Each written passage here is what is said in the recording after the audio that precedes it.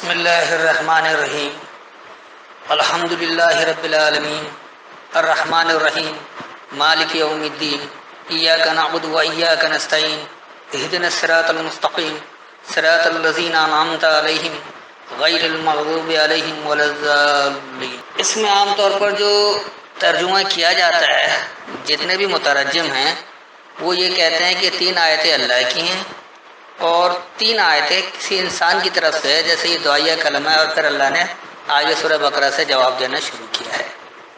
یہاں سوال یہ پیدا ہوتا ہے کہ قرآن اللہ کی نازل کردہ کتاب ہے، اللہ نے جہاں کہیں بھی کسی شخص کے بات کا حوالہ دیا ہے تو وہاں اس نے کہا، جیسے وَإِذْ قَالَ ابراہیم، جب ابراہیم نے کہا، وَإِذْ قَالَ موسیٰ، جب موسیٰ نے کہا، یا اسی طرح جو بھی کہا تو اللہ نے وہاں نام لے کر بتا دیا کہ فلاں نے کہا ہے، جبکہ اس میں کوئی نام نہیں ہے۔ تو آخر یہ کس انسان کا کلمہ تھا جو قرآن میں شامل ہو گیا اور اس کا نام بھی نہیں ہے؟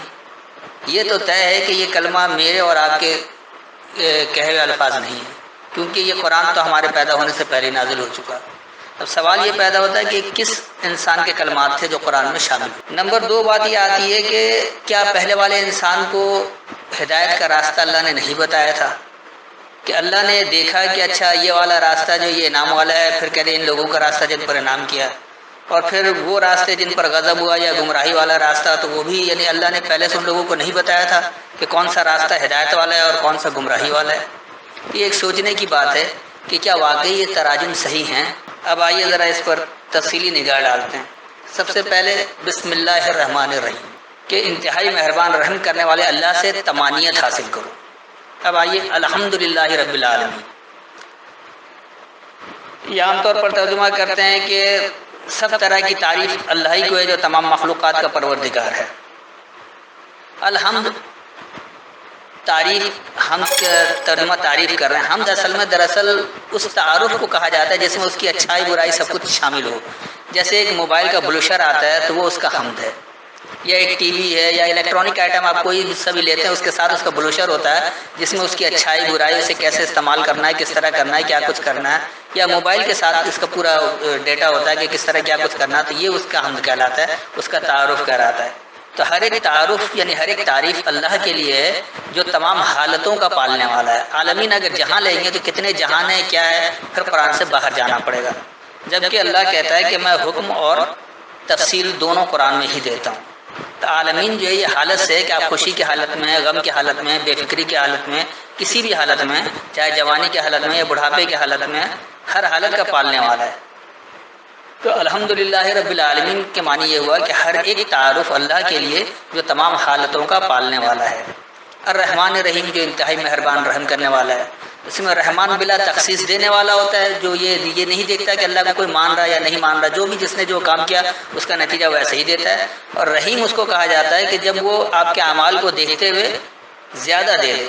مثال کے طور پر آپ نے ایک زمین میں گندم کاشت کیا ہے کہ وہاں شاید 1 من گندم اگے، لیکن اگر آپ کے کردار بہت اچھے ہیں، آپ کے اعمال بہت اچھے ہیں، تو اللہ خوش ہو کر اس میں 1 من کے بجائے 2 من اگا دے۔ اسی طرح بہت ساری مثالیں ہیں۔ اب مالک یوم الدین، مالک ہے یا اختیار والا ہے یوم الدین کا۔ یوم الدین کیا چیز ہے؟ یہ نظام کا دورانیہ، یہ اللہ آخر کی صورتوں میں خود بتاتا ہے کہ یوم الدین کیا ہے۔ یہ قیامت کا ہی دن لیا جاتا ہے، اور جس طرح اللہ کہتا ہے وما ادراک ما یوم الدین یوم لا تملک نفس لنفس شیئا والامر یومئذ للہ۔ اس دورانیے میں تمام امر جو ہے وہ صرف اللہ کے لیے ہوگا، یعنی کوئی معاملہ کر نہیں پائے گا۔ تو وہاں سے لیا جاتا ہے کہ یوم الدین جو ہے وہ نظام، وہ دورانیہ جس میں احکامات صرف اللہ کے نافذ ہیں۔ اب یہاں سے یہ آ جاتا ہے کہ ایاک نعبد و ایاک نستعین، یہ عام طور پر ترجمہ کرتے ہیں کہ اے پروردگار ہم تیری ہی عبادت کرتے ہیں اور تجھ سے ہی مدد مانگتے ہیں، یعنی یہاں سے انسانی کلام شروع ہو جاتا ہے۔ یہ صرف اور صرف یہ کا کی ضمیر جو ہے وہ انسان کی طرف ہونے کے بجائے اللہ کی طرف کر دینے کی وجہ سے ہوا ہے، جبکہ یہ اللہ کا نازل کرتا ہے۔ تو اللہ کہہ رہے ہیں ایاک، یہ کہ تم نعبدو ہماری تابعداری کرنا، و ایاک نستعین، اور یہ کہ تم ہم سے ہی آنا چاہنا، ہم سے ہی مدد چاہنا۔ یہ اللہ ہی کا کلام ہے، کسی انسان کا کلام نہیں ہے۔ اللہ یہ کہہ رہا ہے کہ یہ کہ تم ہماری ہی تابعداری کرنا اور یہ کہ تم ہم سے ہی مدد چاہنا۔ اہدنا الصراط المستقیم، ہم نے تمہیں استقامت والے راستے کی ہدایت دی ہے۔ صراط الذین انعمت علیہم، راستہ وہ جو کہ ان پر میں نے انعام کیا ہے، غیر المغضوب علیہم، علاوہ ان پر جن پر غضب ہے، ولا الضالین، اور نہ ہی گمراہی والا راستہ۔ تو یہ راستے کے لیے الذین ہے، انسان کے لیے نہیں ہے۔